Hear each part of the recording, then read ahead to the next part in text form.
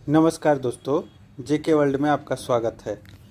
Khan sir की GK quick revision notes की series में हमने भारतीय संविधान और इतिहास में प्राचीन भारत का इतिहास देख लिया है।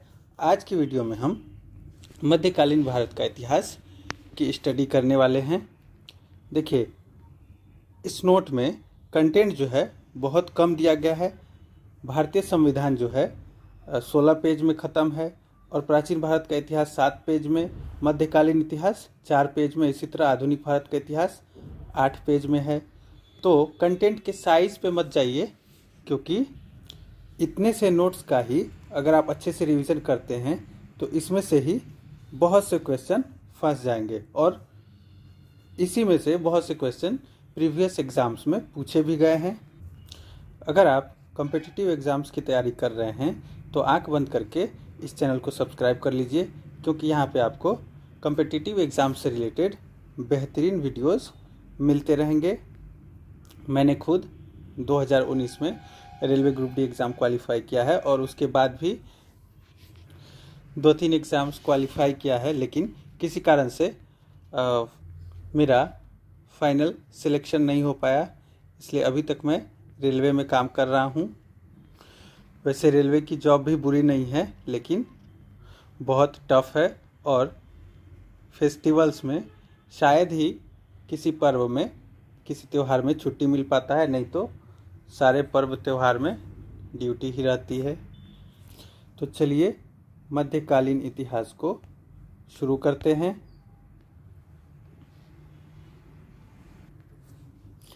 भारत पर अरबों का आक्रमण।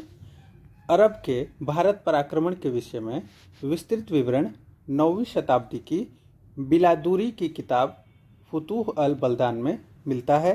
712 ईस्वी में मोहम्मद बिन कासिम के नेतृत्व में अरबों ने सिंध पर आक्रमण किया। अरब आक्रमण के समय सिंध पर किसका शासन था? दाहिर का शासन था। भारत पर अरबों के आक्रमण का मुख्य उद्देश्य धन दौलत लूटना तथा इस्लाम धर्म का प्रचार प्रसार करना था। अरबों ने सिंध में ऊंट पालन, खजूर की खेती व दिरहम नामक सिक्के प्रचलित किए थे। मोहम्मद बिन कासिम ने सिंध वासियों से पहली बार जजिया नामक कर वसूल किया था। जजिया कर जो है सर्वप्रथम मोहम्मद बिन कासिम ने सिंध वासियों से वसूल किया था। पंचतंत्र का अरबी में अनुवाद कलील व दिम्मना के नाम से हुआ। अब भारत पर तुर्क आक्रमण। अरबों के बाद तुर्क आक्रमण। भारत में तुर्कों का आक्रमण 2 चरणों में हुआ। प्रथम महमूद गजनी और दूसरा मोहम्मद गोरी ने किया। तुर्क सरदार अलप्तगिन ने गजनी को अपनी राजधानी बनाया। यामिनी वंश का संस्थापक सुबुक्तगिन अलप्तगिन का गुलाम एवं दामाद था। यामिनी वंश का संस्थापक कौन था? सुबुक्तगिन, जो अलप्तगिन का गुलाम और दामाद था। महमूद गजनी सुबुक्तगिन का पुत्र था। सुबुक्तगिन ने हिंदू शाही शासक जयपाल को पराजित किया और उसके साम्राज्य पर कब्जा किया। सुबुक्तगिन की विजयों से प्रेरित होकर महमूद गजनी ने 1001 ईस्वी से 1027 ईस्वी तक भारत पर 17 बार आक्रमण किए। मोहम्मद गजनी ने भारत पर कितनी बार आक्रमण किया? 17 बार। महमूद गजनी के आक्रमण का मुख्य उद्देश्य भारत में इस्लाम धर्म का प्रचार करना नहीं था, बल्कि धन लूटना था। 1191 ईस्वी में पृथ्वीराज तृतीय, पृथ्वीराज चौहान और मोहम्मद गोरी के मध्य तराइन का प्रथम युद्ध हुआ, जिसमें मोहम्मद गोरी की पराजय हुई। 1192 ईस्वी के तराइन के दूसरे युद्ध में मोहम्मद गोरी ने पृथ्वीराज चौहान को पराजित कर दिया। इसके बाद भारत में तुर्कों की स्थापना हुई। देखिए, तराइन के पहले युद्ध में पृथ्वीराज चौहान ने मोहम्मद गोरी को पराजित कर दिया, जबकि तराइन के दूसरे युद्ध में मोहम्मद गोरी ने पृथ्वीराज चौहान को पराजित कर दिया और भारत में तुर्क शासन की स्थापना हुई। अब दिल्ली सल्तनत। 1206 में मोहम्मद गोरी की मृत्यु के पश्चात 1206 से 1526 ईस्वी तक दिल्ली सल्तनत पर 5 वंशों ने शासन किया। उनका नाम है गुलाम वंश, खिलजी वंश, तुगलक वंश, सैयद वंश, लोदी वंश। इनका क्रम भी यही है, गुलाम, खिलजी, तुगलक, सैयद और लोदी। पहले गुलाम वंश के बारे में पढ़ते हैं। 1206 ईस्वी से 1290 ईस्वी तक दिल्ली सल्तनत पर गुलाम वंश ने शासन किया। इसकी स्थापना जो है कुतुबुद्दीन ऐबक ने की थी। कुतुबुद्दीन ऐबक को भारत में तुर्की राज्य का संस्थापक माना जाता है। वह दिल्ली सल्तनत का प्रथम तुर्क शासक था। उदारता के कारण उसे लाख बख्श कहा जाता था। लाख बख्श का मतलब है लाखों का दान देने वाला। कुतुबुद्दीन ऐबक ने दिल्ली में कुतुब मीनार, कुव्वतुल इस्लाम और अजमेर में 2.5 दिन का झोपड़ा नामक मस्जिद का निर्माण करवाया। ये 3 निर्माण कुतुबुद्दीन ऐबक ने करवाया। इल्तुतमिश को दिल्ली सल्तनत का वास्तविक संस्थापक माना जाता है। वह ऐबक का गुलाम एवं दामाद था। ऐबक की मृत्यु के समय वह बदायूं का गवर्नर था। सुल्तान बनने के बाद किसने इल्तुतमिश ने लाहौर के स्थान पर दिल्ली को अपनी राजधानी बनाया। उसने सुल्तान के पद को वंशानुगत बनाया। इल्तुतमिश ने मिन्हाज सिराज और मलिक ताजुद्दीन को संरक्षण दिया। इल्तुतमिश ने भारत में इक्ता प्रणाली की स्थापना की। उसने तुर्कान चहलगानी के नाम से 40 गुलाम सरदारों का एक संगठन बनाया। ये बहुत ही इंपॉर्टेंट पॉइंट्स है जो मैं पढ़ रहा हूँ अभी, ये एग्जाम में बार बार पूछे जाते हैं। इल्तुतमिश ने सर्वप्रथम शुद्ध अरबी सिक्के, चांदी का टका एवं तांबे का जीतल जारी किए। इल्तुतमिश की मृत्यु के बाद रजिया सुल्तान को दिल्ली की गद्दी पर बैठा दिया गया। रजिया सुल्तान प्रथम मुस्लिम महिला थी जिसने शासन की बागडोर संभाली थी। रजिया के मामले में दिल्ली की जनता ने उत्तराधिकार के प्रश्न पर स्वयं निर्णय लिया था। रजिया ने पर्दा प्रथा त्याग कर पुरुषों के समान कुबा यानी कोट और कुलाह यानी टोपी पहनकर दरबार से शासन किया।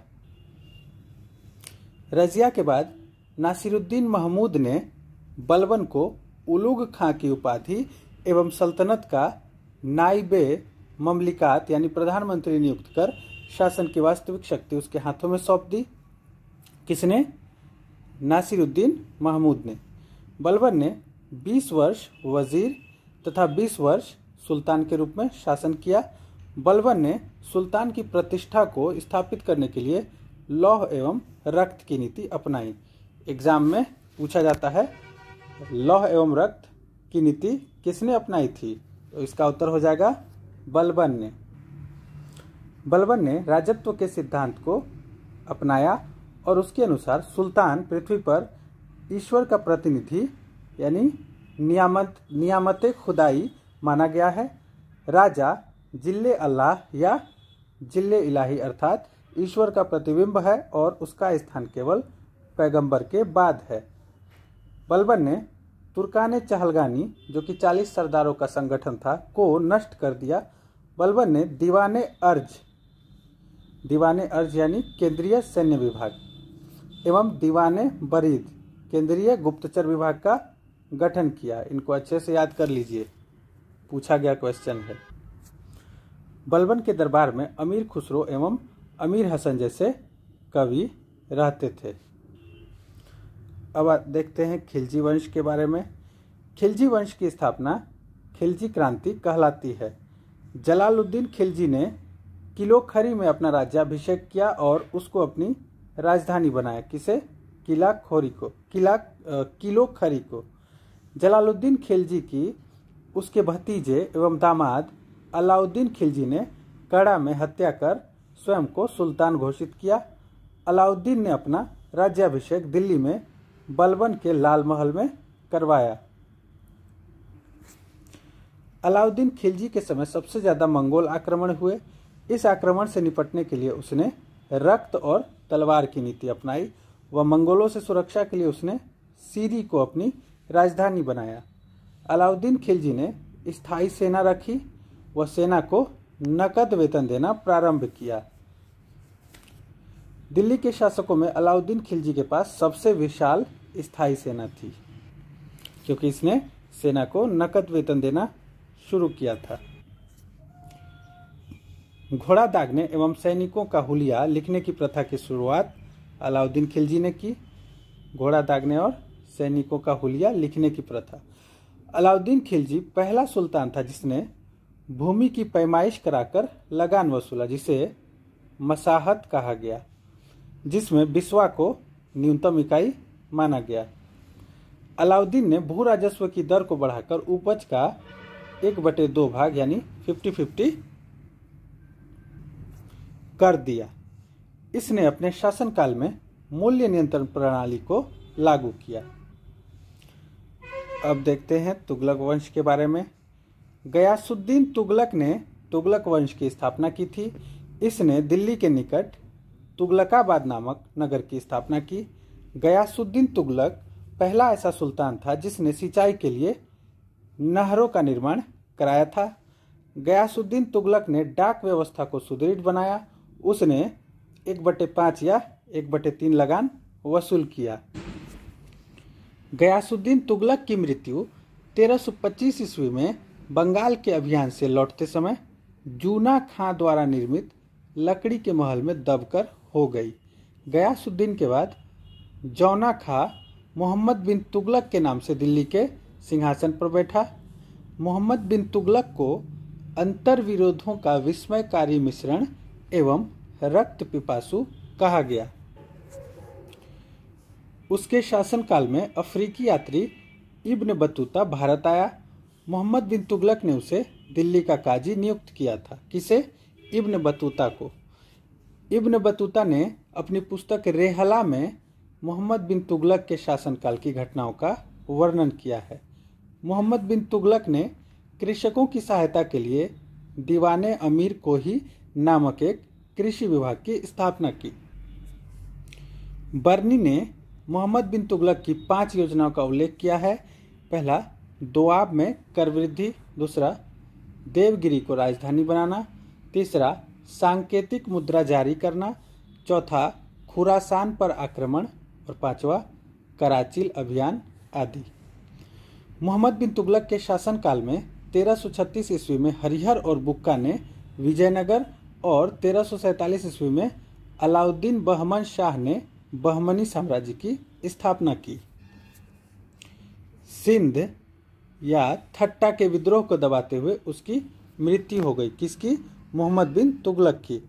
उसकी मृत्यु पर बदायूनी ने कहा, राजा को प्रजा से और प्रजा को राजा से मुक्ति मिल गई।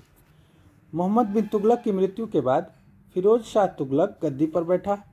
फिरोज तुगलक को मध्यकालीन भारत का पहला कल्याणकारी निरंकुश शासक कहा जाता था।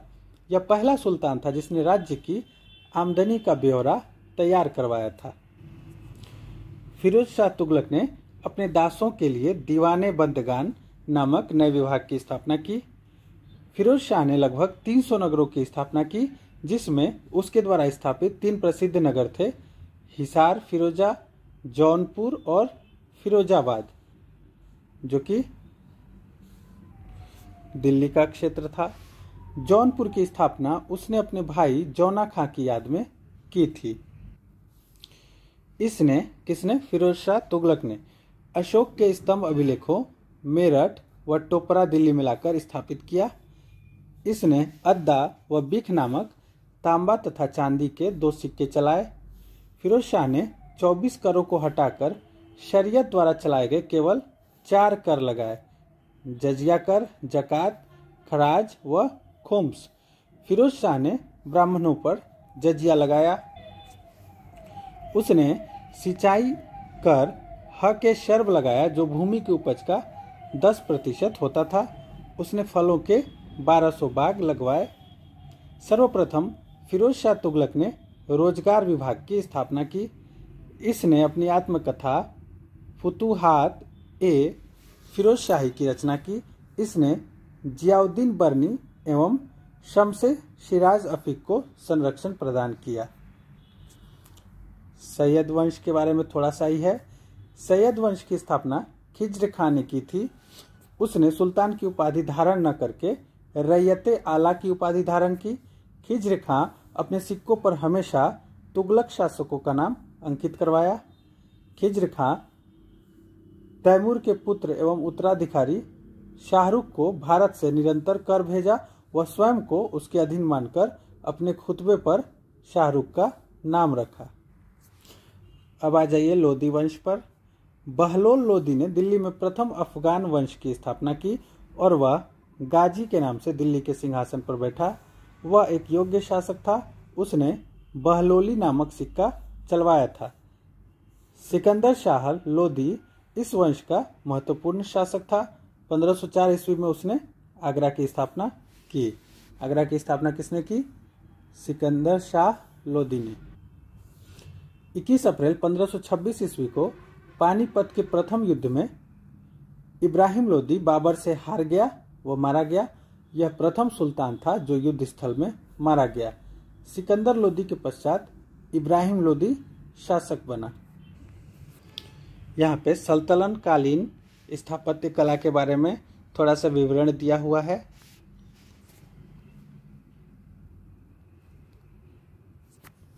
देखिए, कुव्वतुल इस्लाम मस्जिद जो है इसे किसने बनवाया था? कुतुबुद्दीन ऐबक ने दिल्ली में। कुतुब मीनार कुतुबुद्दीन ऐबक व इल्तुतमिश ने दिल्ली में ही बनाया था। 2.5 दिन का झोपड़ा भी कुतुबुद्दीन ऐबक ने अजमेर में बनाया था। इल्तुतमिश का मकबरा इल्तुतमिश ने बनवाया था दिल्ली में, और जामा मस्जिद इल्तुतमिश ने बदायूं में। अतारकिन का दरवाज़ा इल्तुतमिश ने नागौर जोधपुर में। सुल्तानगढ़ी अथवा नासिरुद्दीन का मकबरा भी इल्तुतमिश ने ही बनवाया था दिल्ली में। लाल महल बलबन ने बनवाया था दिल्ली में। और बलबन का मकबरा बलबन ने बनवाया था दिल्ली में। जमात खाना मस्जिद अलाउद्दीन खिलजी ने बनवाया था, स्थान दिल्ली। अलाई दरवाज़ा अलाउद्दीन खिलजी दिल्ली में ही। हजार सितून या स्तंभ अलाउद्दीन खिलजी ने दिल्ली में। गयासुद्दीन तुगलक का मकबरा गयासुद्दीन तुगलक ने बनवाया था दिल्ली में ही। और शेख निज़ामुद्दीन औलिया का मकबरा मोहम्मद बिन तुगलक ने, स्थान दिल्ली। फिरोज शाह का मकबरा जूना शाह खाने जहाँ ने दिल्ली में बनवाया था। काली मस्जिद जूना शाह खाने जहाँ ने बनवाया था, स्थान दिल्ली। खिड़की मस्जिद जूना शाह खाने जहाँ ने दिल्ली में।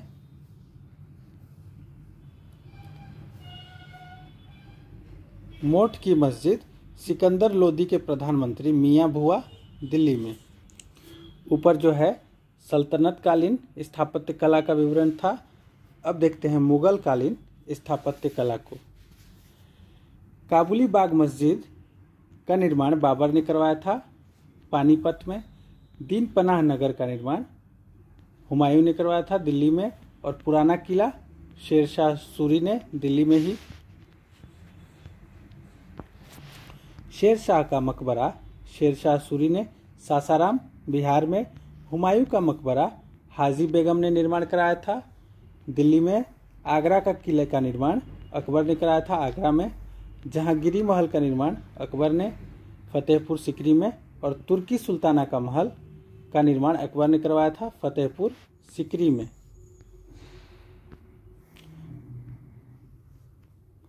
मरियम महल का निर्माण भी अकबर ने ही करवाया था फतेहपुर सिकरी में। बुलंद दरवाज़ा भी अकबर ने फतेहपुर सिकरी में। और इस्लाम शाह का मकबरा शेख सलीम चिश्ती का पौत्र, इस्लाम शाह जो है शेख सलीम चिश्ती के पौत्र था। इसका निर्माण अकबर ने कराया फतेहपुर सिकरी में। इसके बाद शाह बुर्ज का निर्माण शाहजहां ने कराया आगरा में। लाल किले का निर्माण शाहजहां ने दिल्ली में। मोती महल का शाहजहां ने ही दिल्ली में। नौलखा महल का भी शाहजहां ने लाहौर में। और रबिया उद्दुर्रानी या बीबी का मकबरा का निर्माण औरंगजेब ने कराया औरंगाबाद में। बादशाही मस्जिद का निर्माण औरंगजेब ने करवाया लाहौर में। और मोती मस्जिद जो कि लाल किले के भीतर है, इसका निर्माण औरंगजेब ने कराया। कहाँ पे है? दिल्ली में। अब है विजयनगर तथा बहमनी साम्राज्य। विजयनगर साम्राज्य की स्थापना हरिहर एवं बुक्का नामक दो भाइयों ने 1336 ईस्वी में की। विजयनगर पर क्रमशः 4 वंशों संगम, सालुव, तुलुव एवं अराविडु वंशों ने शासन किया। हरिहर एवं बुक्का ने अपने पिता संगम के नाम पर संगम राजवंश की स्थापना की। विजयनगर साम्राज्य की राजधानी हम्पी थी। इसकी राजभाषा तेलुगु थी। विजयनगर आने वाले प्रमुख विदेशी यात्री निकोलो कोंटी जो है इटली का था, देवराय प्रथम के दरबार में आया था। अब्दुल रज्जाक फारस का था, वह देवराय द्वितीय के दरबार में आया था। नूनीज पुर्तगाल का निवासी था, वो अच्युत देवराय के समय में आया था। डोमिंगो पायस पुर्तगाल का था, जो कृष्ण देवराय के शासनकाल में आया था। और बारबोसा पुर्तगाल का था, वो भी कृष्ण देवराय के समय में आया था। हसन गंगू ने अलाउद्दीन हसन बहमन शाह की उपाधि धारण कर बहमनी साम्राज्य की स्थापना की। इसने बहमनी साम्राज्य को 4 प्रांतों गुलबर्गा, दौलताबाद, बरार एवं बीदर में बांटा। अब है सूफी एवं भक्ति आंदोलन। 12वीं शताब्दी में सूफीवाद का भारत में प्रवेश हुआ। कब? 12वीं शताब्दी में। सूफी सिलसिले 2 भागों में विभाजित थे, बाशरा जो इस्लामी कानूनों में विश्वास रखते थे और बेशरा जो इस्लामी कानूनों में विश्वास नहीं रखते थे। इन दोनों भागों में विभाजित थे। बेशरा घुमक्कड़ संत थे। भारत में चिश्ती एवं सुहरावर्दी सिलसिले काफ़ी प्रचलित थे। ख्वाजा मोइनुद्दीन चिश्ती मोहम्मद गौरी के साथ भारत आए। इन्होंने यहाँ चिश्ती परंपरा की शुरुआत की। चिश्ती परंपरा का मुख्य केंद्र अजमेर था। सूफी सिलसिले एवं उसके संस्थापक चिश्ती सिलसिला के संस्थापक मोइनुद्दीन चिश्ती थे। सुहरावर्दी सिलसिला का शिहाबुद्दीन सुहरावर्दी। कादिरी सिलसिला का संस्थापक शेख अब्दुल कादिर जिलानी। शत्तारी सिलसिला का शाह अब्दुल्ला। नक्शबंदी सिलसिला के संस्थापक ख्वाजा बाकी बिल्ला और फिरदौसी सिलसिला के संस्थापक बदरुद्दीन। भक्ति आंदोलन। भक्ति आंदोलन के प्रथम प्रचारक शंकराचार्य थे। शंकराचार्य ने 4 मठ स्थापित किए। पहला ज्योतिपीठ बद्रीनाथ, दूसरा गोवर्धन पीठ पुरी, तीसरा शारदा पीठ द्वारिका और चौथा श्रृंगेरी पीठ श्रृंगेरी मैसूर। रामानुज भक्ति आंदोलन के प्रारंभिक प्रतिपादक थे। वे सगुण भक्ति में विश्वास करते थे। रामानंद के 12 शिष्य थे। रविदास या रैदास, कबीर, जुलाहा, धन्ना जाट किसान और सेन नाई थे। सगना कसाई और पीपा राजपूत। कबीर सिकंदर लोदी के समकालीन थे। रामानंद कबीर के गुरु थे। कबीर की शिक्षाएं बीजक व आदि ग्रंथ में संकलित है। गुरु नानक ने सिख धर्म की स्थापना की। गुरु नानक सूफी संत बाबा फरीद से प्रभावित थे। गुरु नानक रबाब के संगीत के साथ गाया करते थे। विठोबा पंथ के 3 महान गुरु थे, ज्ञानेश्वर या ज्ञानदेव, नामदेव और तुकाराम। चैतन्य को बंगाल में आधुनिक वैष्णववाद व गौड़ीय वैष्णव धर्म का संस्थापक माना जाता है। भक्ति आंदोलन के संत एवं उनके संप्रदाय। रामानुजाचार्य का संप्रदाय जो था श्री संप्रदाय, और सिद्धांत क्या था रामानुजाचार्य का? विशिष्टा द्वैतवाद। मध्वाचार्य का संप्रदाय ब्रह्म संप्रदाय था। इनका सिद्धांत था द्वैतवाद, सिद्धांत या दर्शन। वल्लभाचार्य का संप्रदाय रुद्र संप्रदाय। इनका सिद्धांत या दर्शन शुद्धा द्वैतवाद था। गोविंद प्रभु का संप्रदाय महानुभाव पंथ। निबार्क का संप्रदाय सनक संप्रदाय। स्वामी हरिदास का संप्रदाय सखी संप्रदाय। चंडीदास का बाउल संप्रदाय। शंकर देव का वैष्णव संप्रदाय। शंकराचार्य का स्मृति संप्रदाय और इनका दर्शन या सिद्धांत जो था अद्वैतवाद। निम्बार्काचार्य का सिद्धांत द्वैताद्वैतवाद या भेदाभेदवाद था। चैतन्य का संप्रदाय, अचिंत्य भेदाभेद तुकाराम का संप्रदाय, वारकरी पंथ और नामदेव का सिद्धांत था विठोबा भक्ति वारकरी संप्रदाय से संबंधित थे। अब है मुगल साम्राज्य। मुगल साम्राज्य की स्थापना बाबर ने की। बाबर अपने पिता की ओर से तैमूर का 5वां और माता की तरफ से चंगेज खां का 14वां वंशज था। मुगल तुर्की जाति के चगताई तुर्क थे। पानीपत के प्रथम युद्ध 21 अप्रैल 1526 ईस्वी में बाबर की विजय हुई, जिसके मुख्य कारण थे तोपखाना व कुशल सेनापतित्व। पानीपत के प्रथम युद्ध में बाबर ने उज्बेकों की युद्ध नीति, तुलगमा युद्ध पद्धति व तोपों को सजाने की उस्मानी विधि का प्रयोग किया। खानवा का युद्ध 17 मार्च 1527 ईस्वी राणा सांगा और बाबर के बीच हुआ। हुमायूं और शेर खां के मध्य चौसा का युद्ध हुआ, जिसमें हुमायूं की हार हुई। चौसा के युद्ध के बाद शेर खां ने शेर शाह की उपाधि धारण की। शेर शाह का मकबरा सासाराम में झील के बीच ऊंचे टीले पर निर्मित कराया गया है। शेर शाह ने भूमि के माप के लिए सिकंदरी गज, 32 इंच एवं सन की डंडी का प्रयोग किया। शेर शाह ने 180 ग्रेन चांदी का रुपया एवं 380 ग्रेन तांबे के दाम चलवाया। अकबर का राज्याभिषेक बैरम खां के संरक्षण में कलानौर नामक स्थान पर हुआ था। अकबर ने बैरम खां को अपना वकील नियुक्त किया और उसे खाने खाना की उपाधि प्रदान की। पानीपत का दूसरा युद्ध 5 नवंबर 1556 ईस्वी में अकबर और हेमू के बीच हुआ।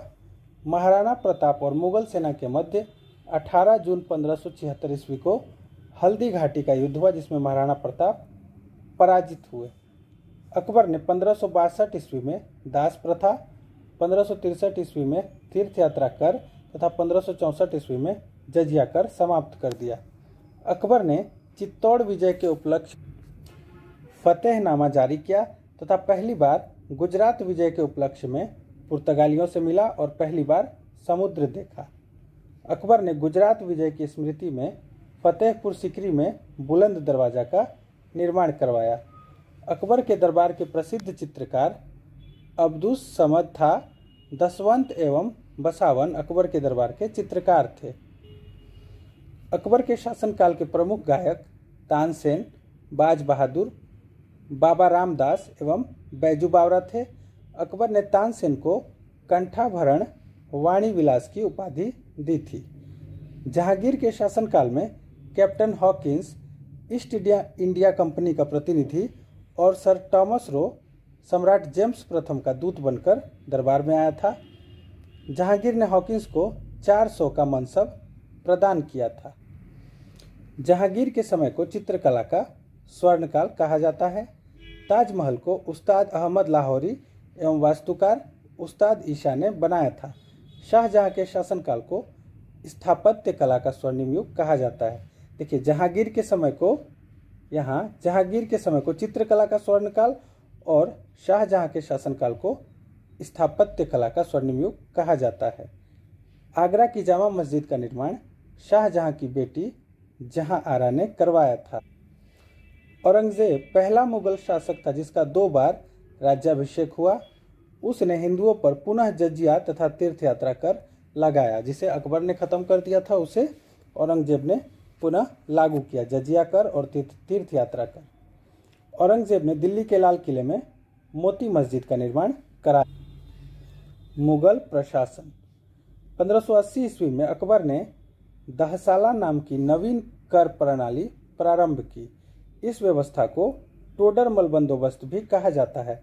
इस व्यवस्था के अंतर्गत भूमि को 4 भागों में विभाजित किया गया। कौन कौन से 4 भागों में?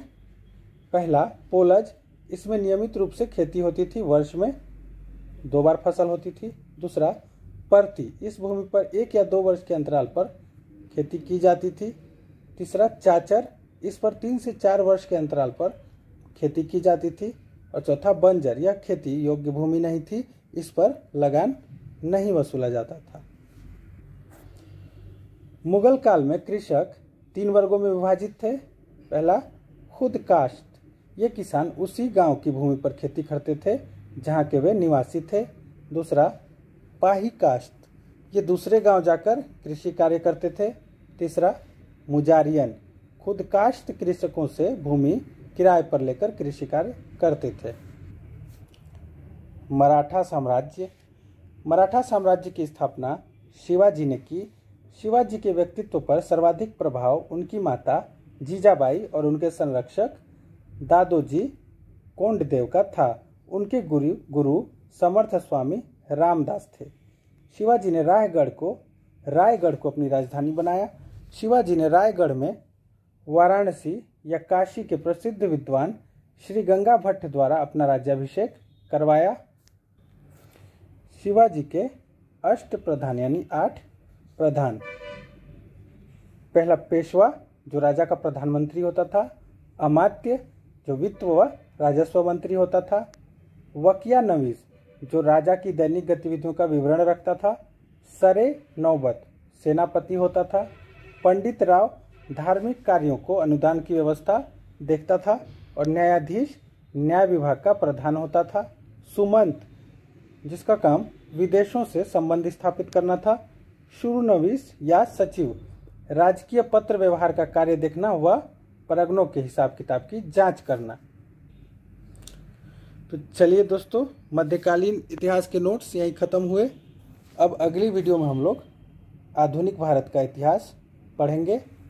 देखिए, भले ये वीडियो आपको बोरिंग लग रहा होगा, लेकिन इसमें लिखी गई हर लाइन किसी न किसी पूछे जाने वाले और पूछे गए क्वेश्चन से जुड़ी है, इसलिए बोर होना छोड़िए, बस अच्छे से इन नोट्स का रिवीजन कर लीजिए, फिर देखिए एग्ज़ाम में क्या कमाल होता है।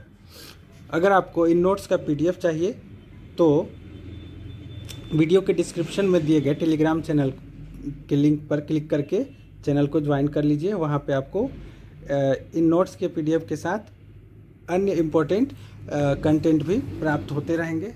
तो चलिए मिलते हैं अगली वीडियो में। वीडियो अच्छी लगी हो तो वीडियो को लाइक ज़रूर कर दीजिएगा और तैयारी कर रहे अपने अन्य दोस्तों के साथ शेयर कर दीजिएगा।